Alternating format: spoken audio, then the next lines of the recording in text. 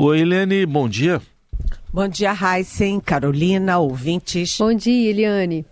Vamos falar então da sua avaliação e apuração dessas sabatinas e das aprovações de Flávio Dino e de Paulo Gonet para o Supremo, para a PGR, e também do que, no final das contas, quer dizer o tema, muitas vezes, das perguntas que foram feitas, né? Muito mais, talvez, interessados os congressistas sobre como vai tratar a classe política, especialmente Flávio Dino, do que exatamente como vai ser a sua função, né? Como se ele vai ser, por exemplo, um bom ministro do Supremo Tribunal Federal. Pois é, ontem a esplanada dos ministérios foi fechada pela polícia do Distrito Federal, porque gato escaldado tem medo de água fria, todo mundo com medo aí do que aconteceu em 8 de janeiro, então fecharam a esplanada, o trânsito estava horroroso. Aqui cá para nós, a minha dentista demorou 1h20 para fazer um trajeto que ela sempre faz em 15, 20 minutos. Então, todo mundo com medo de ter manifestação, de ter briga no plenário, troca de supapo. Não teve nada disso. Primeiro, os manifestantes contra o Flávio Dino tentaram fazer manifestações em São Paulo, no Rio, Brasília, Recife, no domingo e não rendeu, né? Murchou. E ontem também foi super calmo, fora e dentro do plenário e fora e dentro da CCJ, Comissão de Constituição e Justiça. Todo mundo foi muito sereno, as perguntas da oposição foram bastante elaboradas, não para obter respostas, mas para serem usadas, postadas nas redes sociais.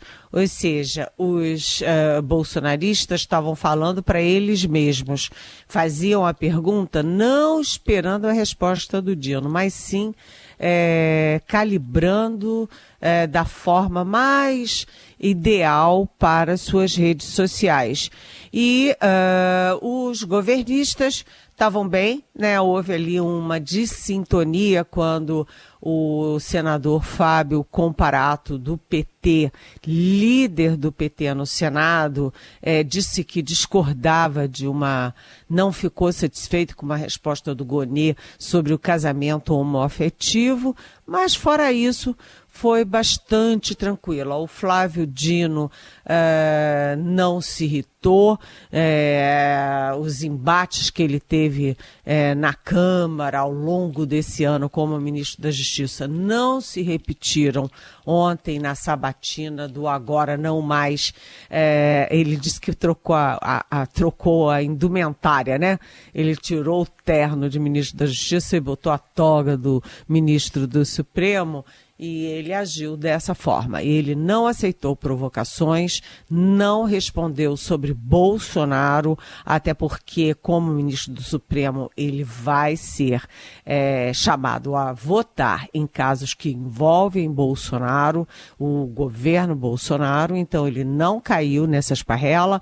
Também não entrou em grandes debates sobre a questão do aborto, sobre as questões de costume, né? E falou muitas vezes em Deus e Bíblia, né? Ele que era do PCdoB, portanto, de um partido comunista.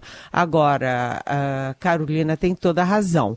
Em vez de os senadores perguntarem sobre questões referentes à Constituição, referentes à legalidade, referentes diretamente à função de ministro do Supremo, eles desviaram todo o debate para a questão política, porque realmente, né, o Flávio Dino já entra no Supremo Tribunal Federal como o ministro mais político da corte.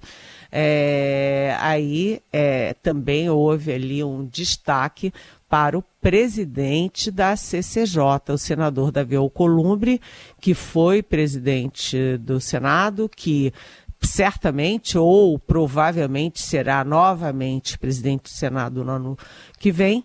E segundo o nosso Estadão, por coincidência, nessas coincidências que só acontecem na política, nos 3 dias seguintes à definição da data e do formato, porque é inédito uma sabatina dupla do ministro do Supremo e do Procurador-Geral da República, pois nos 3 dias seguintes que o Davi Alcolumbre marcou essa audiência dessa forma camarada com o governo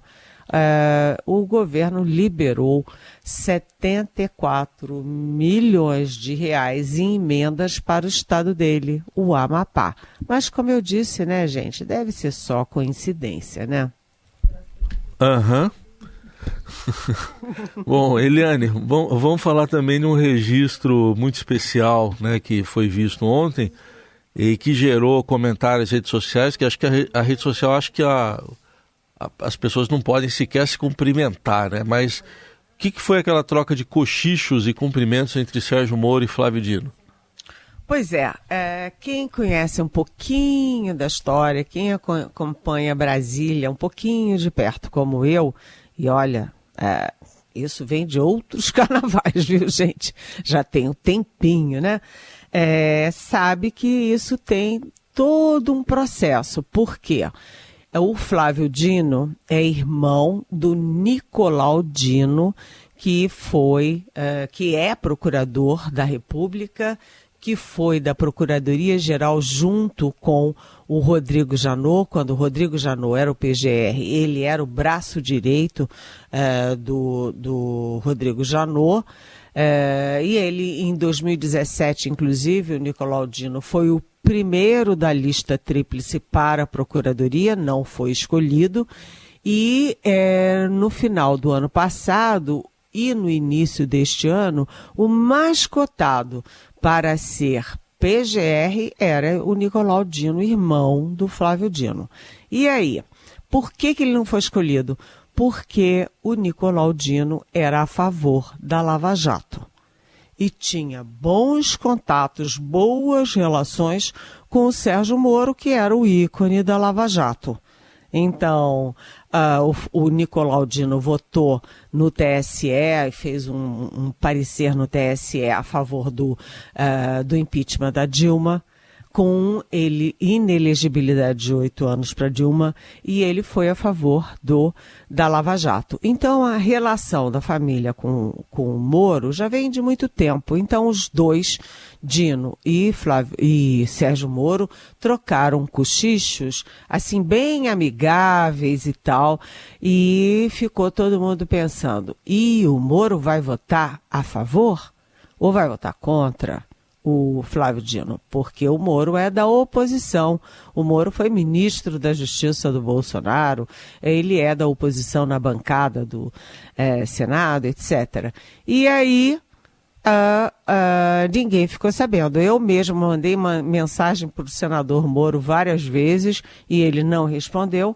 E aí o nosso Estadão descobriu que um amigo ou assessor que o Sérgio Moro chama de mestrão, né, orientou: por favor, não declare o seu voto. Ou seja, o mestrão estava acompanhando a repercussão negativa para o Moro nas redes sociais, né? Os bolsonaristas muito irados com o Moro, porque o Moro trocou cochichos com o Flávio Dino. E aí disse, olha, não declare voto. O que significa isso, gente? Se ele não pode declarar o voto, é porque o Moro votou a favor do Flávio Dino.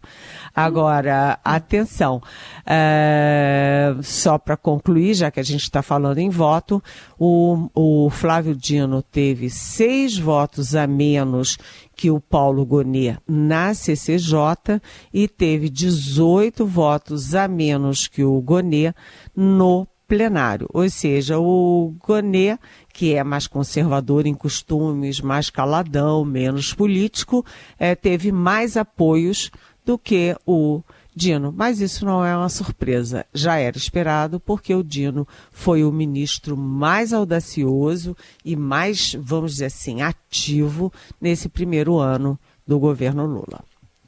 Vamos lembrar aqui do que se manifestou o Sérgio Moro depois, quando tinha a palavra lá para fazer as perguntas em relação à amizade ali, ou pelo menos a cortesia, né, que fez ali ao cumprimentar o futuro ministro da Corte.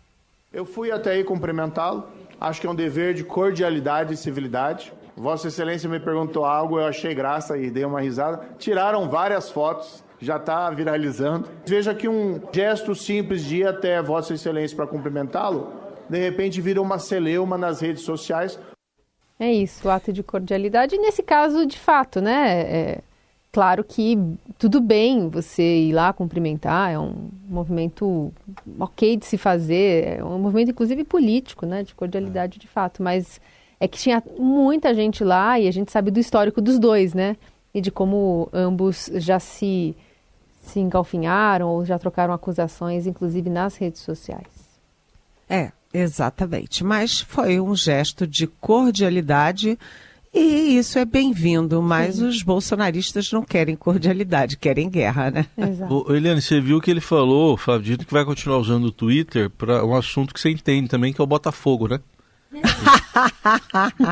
Não, essa história nem me fale em Botafogo.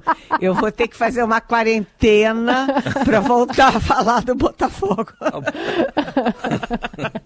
Seguimos com a Eliane Cantanhede, direto de Brasília. Só vamos fazer aqui uma parte de uma apuração do Estadão que acaba de ser publicada pelo Gonçalo Júnior, aqui notícia importante para São Paulo, que o governo vai aumentar a tarifa do transporte de trens e metrô para R$ 5,00 a partir de 1º de janeiro de 2024, de acordo com o informado por assessores do Palácio dos Bandeirantes. O preço da passagem está congelado em R$ 4,40 desde 2020. O novo valor das tarifas de ônibus da cidade de São Paulo ainda não foi confirmado oficialmente pelo poder público. Na capital, as passagens de ônibus e das linhas férreas seguiam, né, o mesmo valor a partir do sistema de integração.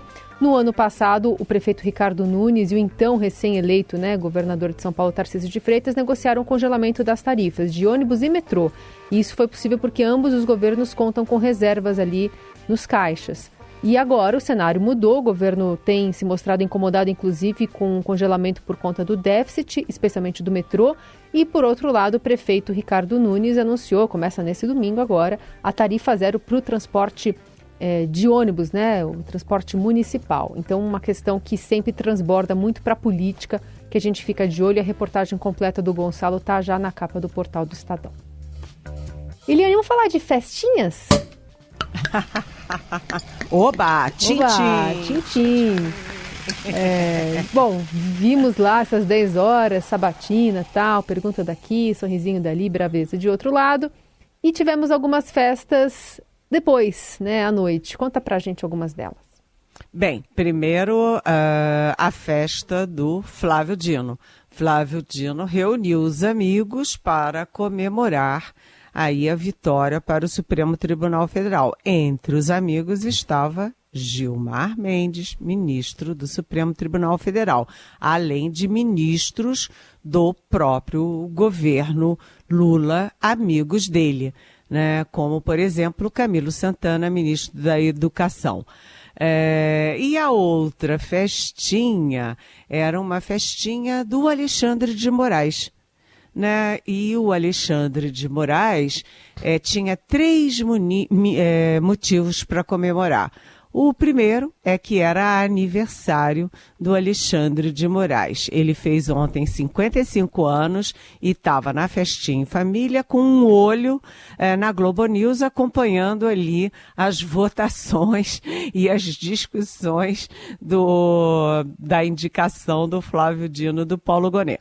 A segunda vitória, né, dele, a comemoração do Alexandre de Moraes, foi a aprovação do Flávio Dino e a terceira, a aprovação do Paulo Gonet, né? A dupla Gilmar Mendes e Alexandre de Moraes foi uma das vitoriosas, as grandes vitoriosas de ontem, porque a indicação e a luta pela aprovação tanto do Dino quanto do Gonê, foi bancada, foi liderada pelos 2 ministros do Supremo.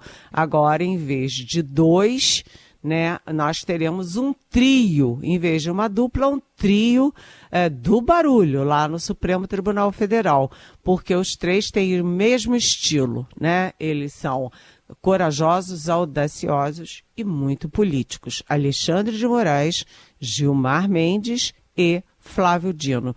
Não que eles necessariamente vão votar sempre juntos, mas eles vão ter bons embates pela democracia, contra os avanços do bolsonarismo, enfim, é um trio agora. Os 2 grandes vitoriosos ontem foram Gilmar Mendes, repito, e Alexandre de Moraes. E como é que fica a composição do Supremo? São 11 ministros, 10 homens e apenas uma mulher, que é a Carmen Lúcia. E dos 11, 7 foram indicados por governos do PT. Inclusive, aliás, a própria Carmen Lúcia e o atual presidente, o Luiz Roberto Barroso, e o vice-presidente, que é o Fachin. Né? Os 4 que não foram indicados por governos do Lula são o Alexandre de Moraes, indicado pelo Temer, Gilmar Mendes, indicado pelo Fernando Henrique Cardoso, e os 2 indicados pelo bolsonarismo, pelo Bolsonaro. Anderson Torres, André Mendonça e o Cássio Nunes Marques. Ou seja, 7-4 indicados pelo PT no Supremo. O que isso significa? Não significa muita coisa não, porque quando a gente olha Mensalão e Petrolão, o Supremo, que era francamente indicado pelo PT, foi bastante duro com o próprio PT e com o próprio Lula e com a própria Dilma, né? Eliane, e confirmado então Flávio Dino no Supremo, agora oficialmente aberta a sucessão dele no Ministério da Justiça, como é que está isso? Bem, é o Ministério número 1 da República, foi o primeiro ministério criado, é um ministério que tem um baita status, né? E que agora está aí, eu não diria em leilão não, mas está sendo disputado, assim, e o Lula está muito fechado, né? A gente conversa com as pessoas, com os ministros, e ele não está abrindo o jogo, né? Muita gente aposta na Gleice Hoffmann, acho difícil ser a Gleice, né? Ela é muito brigona, ela é excessivamente petista, num cargo tão estratégico como Justiça e Segurança Pública, mas, enfim, tudo sempre é possível, eu acho improvável. Fala-se também na Simone Tebet, que é da área jurídica, aliás, eu acho que ela ficaria mais confortável no Ministério da Justiça do que no Ministério do Planejamento.